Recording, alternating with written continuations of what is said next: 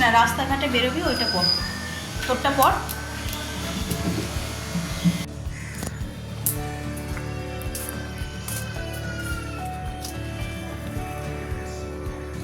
করলাতেও পোকা লেগে যাচ্ছে, কি জ্বালাতন।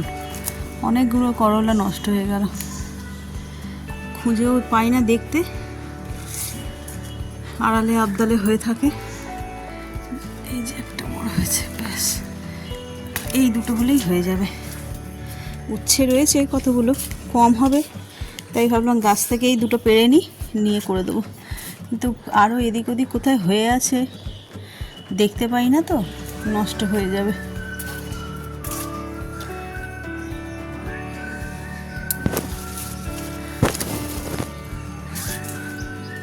না আর নেই। শুভ সকাল বন্ধুরা, নতুন একটা দিনে নতুন সকালে আপনাদের সকলকে স্বাগত জানাই আমার বঙ্গমা চ্যানেলে। আজ শুক্রবার, ঘড়িতে ওই 8টা বাজতে 10 এরকম হবে। সকাল সকাল স্নান হয়ে গেছে, রান্নাও বসেছি। এসেছি এই যে করলাগুলো নেব বলে, দেখে গেছিলাম কালকে 2-3টে ছিল, এখন দেখতে পাচ্ছি না, আরও একটা হওয়ার কথা এরকম বড়ই।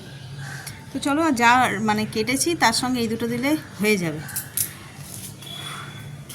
ও বাবা, এই গাছটাকে আবার এইখানে এইভাবে আর অন্য কোনো উপায় ছিল না। কালকেই তোমাদের দেখিয়েছি, সব দুমদাম করে ওইদিকে টবগুলো ফেলে দিয়েছিল ঝড়ে, তো এই আবার তো টবে তুলে দিয়েছে। এই গাছগুলো নর্মালি এরকমই থাকে, কিন্তু এইটার ডালপালাগুলো এত সরু সরু না যে এদিক ওদিক করতে করতে ভেঙেই যেত। ভালোই করেছে তুলে দিয়েছে, প্রচুর সরু। এই যে দেয়ালের সঙ্গে একটা হুক সিস্টেম করে আর বেঁধে রেখেছে। তো চলো, কালকে মুষলধারায় বৃষ্টি, রাস্তায় 1 হাঁটু জল, আমার সিঁড়ির তলায় জল, সব নেমে গেছে। একদম ঝলমলে সুন্দর একটা সকাল, যাকে বলে একদম সানি ডে বলে, সেই রকমই। আকাশ একদম নীল, দেখবে কোনো মেঘ নেই, পুরো নীল আকাশ। হয় না সাদা সাদা মেঘ ভাসে, কোথাও কোনো মেঘ নেই, পুরো নীল আকাশ। একটা উষ্ণতম দিন হতে চলেছে। কালকে যে পরিমাণে বৃষ্টি হয়েছে, আজকে তো সকাল থেকেই দেখছি এরকম সানি ডে। তো চলো, দিনের শুরুটা তাহলে এই ছাদ বাগান থেকেই করছি। সারাটা দিন কি করব না করব সবটাই তোমাদের সঙ্গে শেয়ার করব।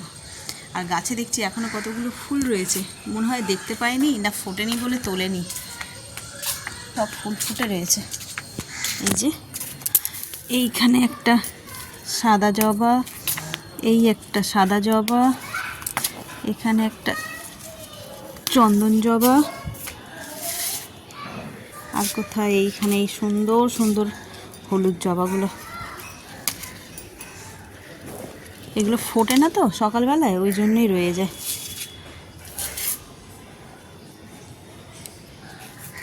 সুন্দর দেখতে ফুলটা। এই দেখো, গাছ থেকে করলা এনে ভাজাও হয়ে গেল। উচ্ছে, আলু আর কুমড়ো, পেঁয়াজ, লঙ্কা সব একসঙ্গে ভাজা ভাজা করবো। এখানে টক ডাল হয়ে গেছে, ভাতও আমার হয়ে গেছে। আর আজকে মাছ, এই যে ওদের জন্য কাতলা আর আমাদের জন্য বাটা নিয়েছি। এই মাছটা খেতে এত ভালো লাগে না, ভাজা বলো ঝাল বলো, যাই হোক এইটা হচ্ছে আজকে আমাদের রান্না।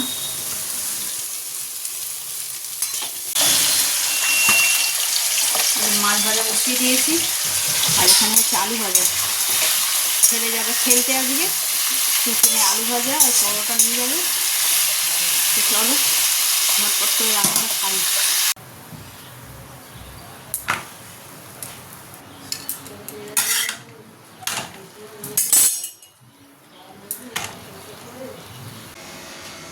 ওটা পড়িস না, রাস্তাঘাটে বেরোবি ওইটা পর, তোরটা পর।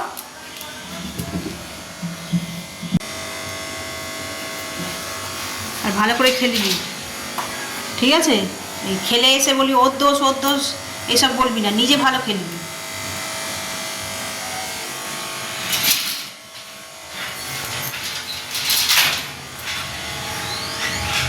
ছেলে মানুষ, হেরে গেলেই এসে বলবে ওর দোষ, ও ভালো খেলেনি, এ ভালো খেলেনি, এরকম। আমরাও ওরকমই করতাম, তাও ওই জন্যই বললাম নিজে ভালো খেলতে হবে। একটা টিম ওয়াইজ খেলা হলে শুধু টিমের দায়িত্ব তা নয়, নিজেরও অনেকটা দায়িত্ব থাকে। আর এখানে করছি রুটি ভাজা, টিফিনে রুটি দিয়ে খাবো।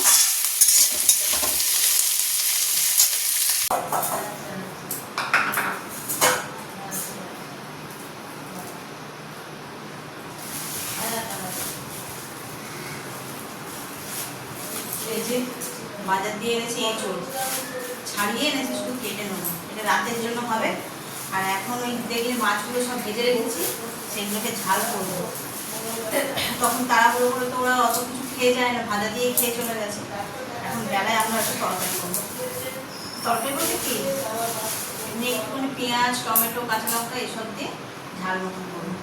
আর এটাকে কী করে, এঁচোড়টাকে কেটে রেডি করে রাখি, রাতের বেলায় করবো। কিন্তু এত কিছু রাতের বেলায় হয়ে ওঠে না, কিন্তু সিদ্ধ থাকলে তাহলে চটপট হয়ে যাবে।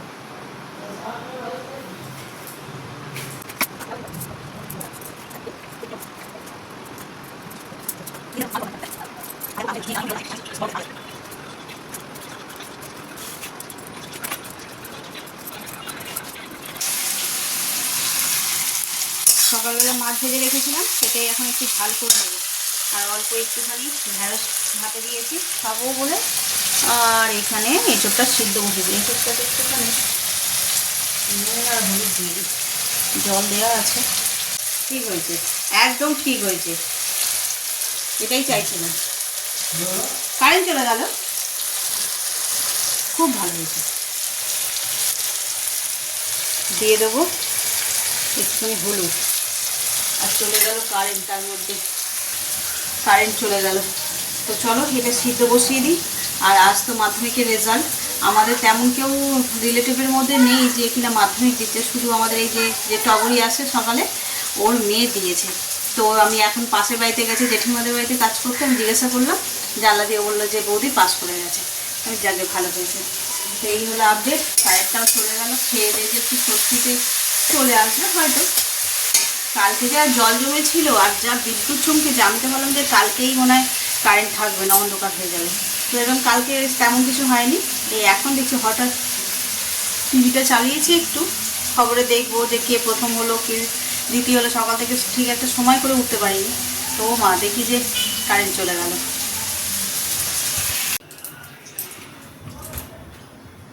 ঘড়িতে বাজে 2:20। এদিকে কী হলো, তুমি বসে পড়ো, এবার দিয়ে দিয়েছি তো। এই যে আজকে আমাদের দুপুরে আমাদের এই রান্না হয়েছে, সাদা গরম ভাত, বাটা মাছ ভাজা, টক ডাল, এখানে আছে আলু পোস্ত, উচ্ছে আলু, বেগুন নয় কুমড়ো ভাজা, ঢ্যাঁড়স সিদ্ধ আর কি। আর এখানে আছে এই বাটা মাছেরই ঝাল করেছে, শুধু টমেটো আর পেঁয়াজ দিয়ে। তো এই হলো আজকের মেনু।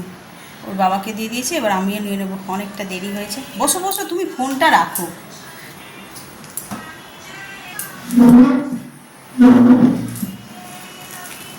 ঠাকুরের বাটিটা নিয়ে নাও।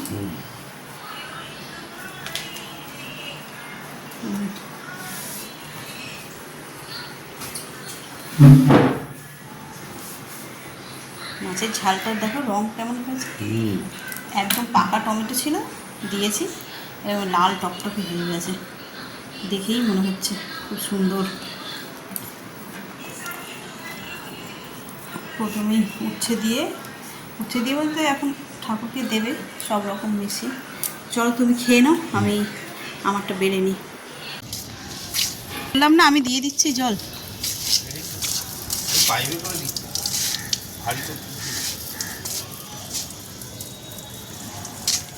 এদিকে দেওয়া হয়ে গেছে এগুলো। এই ফুলটা দেখো জলে এত বৃষ্টি পড়েছে, শুকিয়ে গেল পুরো একদিনে। এই ফুল একদিনে শুকায় না। এ বাবা, সূর্যমুখীর একই অবস্থা। আমি সকালবেলা আসলাম, ভাবলাম জল এই দেখো দেখো ফুটেছিল গো কতটা, ঝাড় দিয়েছিলাম, আবার হবে। তুমি দুবেলায় জল দেবে তে। আরে আর কোনো গাছে দাও না দাও, এই ভেজা ছিল জানো, ও তাও দেবে, মাটিতে দিয়ে দেবে।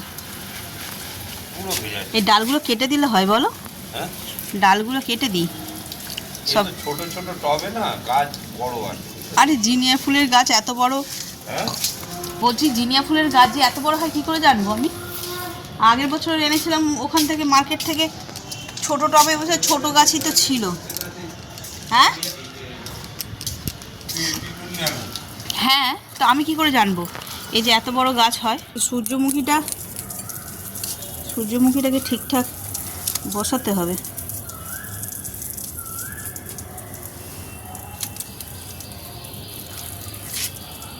যেসব ফুলগুলো একদম 12টা বেজে গেছে, সেই ফুলগুলো ফেলে দিতে হবে কেটে কেটে।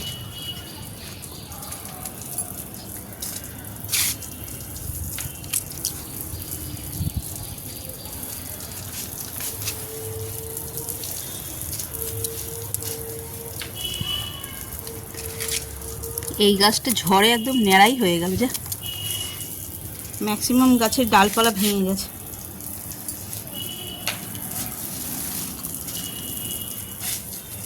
সূর্যমুখীর সবে হলুদ মতন ওই ব্যাপারটায় দেখা দিচ্ছিল, দেখি। আর একসঙ্গে এত কুঁড়ি হয়েছে বলো, বলছি একসঙ্গে এত কুঁড়িও হয়েছে সূর্যমুখীটায়। কোথায় যে হবে ভগবানই জানে, ফুটবেই বা কী করে। আমি তো আচ্ছা, দেখেছো কিরকম অকাজ করছো তুমি? হ্যাঁ, বৃষ্টিতে জল হয়ে হয়ে সারা বাড়ি স্যাঁতস্যাঁতে হয়ে গেল। তোমার এখন পাঁচিল ধোয়া লেগেছে।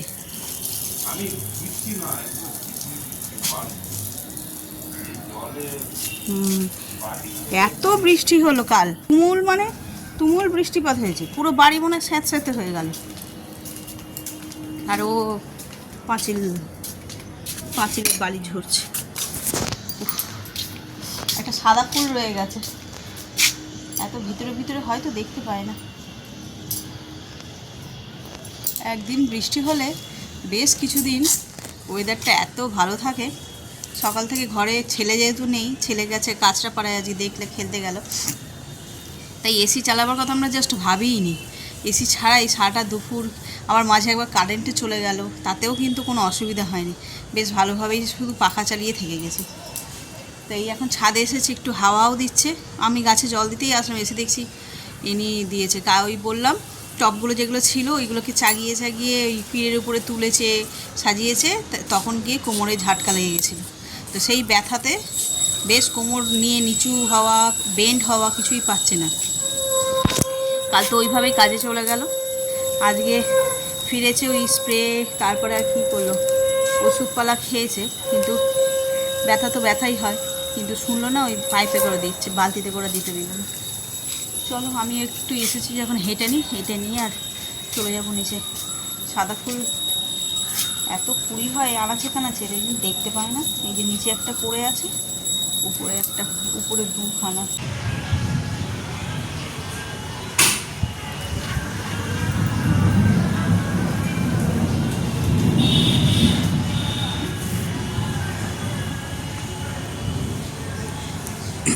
সাড়ে 8টা মতন বাজে, আবার আগের দিনের মতন বিদ্যুৎ চমকাচ্ছে। এখনো বৃষ্টি, ওই দেখো এখনো বৃষ্টি শুরু হয়নি যদিও, কিন্তু হালকা হাওয়া আর এই বিদ্যুৎ চমকানি শুরু হয়েছে। দেখলে সকালবেলা ছেলেটা গেল খেলতে, এখনো এসে পৌঁছায়নি, দেরিও হবে বলছে। একটা ট্রেন মিস করেছে, জানলাগুলো দিয়ে দিই। শুনছো কি গো? ওই জানলা ঠান্ডাগুলো বন্ধ করো। হ্যাঁ,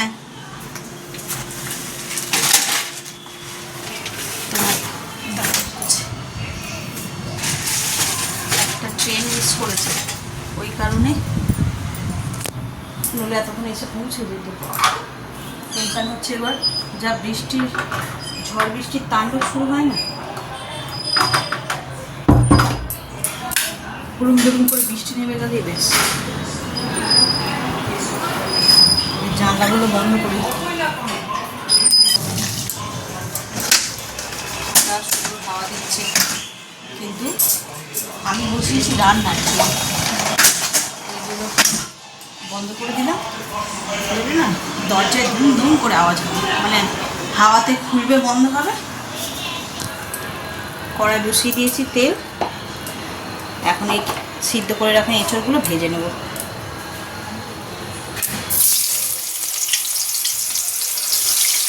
এঁচড়টাতে দানাগুলো একটু বড় বড় হয়েছিল বলে মনে হচ্ছিল ভালো হবে না, মনে হচ্ছে যাবে, কিন্তু বেশ সুন্দর নরমও হয়েছে আর সব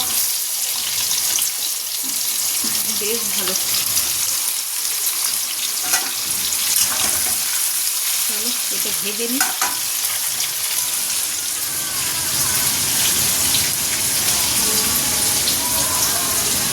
খালি দুপুর চমকে যাচ্ছে, আবার গাছপালাগুলোকে নিয়ে ভয়। এখানে আলু আর এঁচড়টা ভাজা হয়ে গেছে, আর এখানে মশলাও কষা হয়ে গেছে আর একটু কষতে লাগবে। পেঁয়াজ, আদা, রসুন, টমেটো আর যা গুঁড়ো মশলা লাগে সবই দিয়েছি। এঁচড় একটু কষা কষাই ভালো লাগে। এঁচড় কষা কষা করে রান্না করলে তবেই খাবে, এঁচড়ের ঝোল কেউ খাবে না।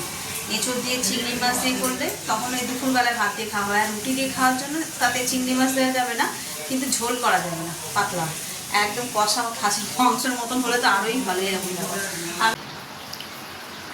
এই যে এঁচড় তরকারি বসিয়ে দিয়ে ঘরে বসেছিলাম, হয়ে গেছে, ব্যাস ব্যাস সুন্দর সিদ্ধও হয়ে গেছে।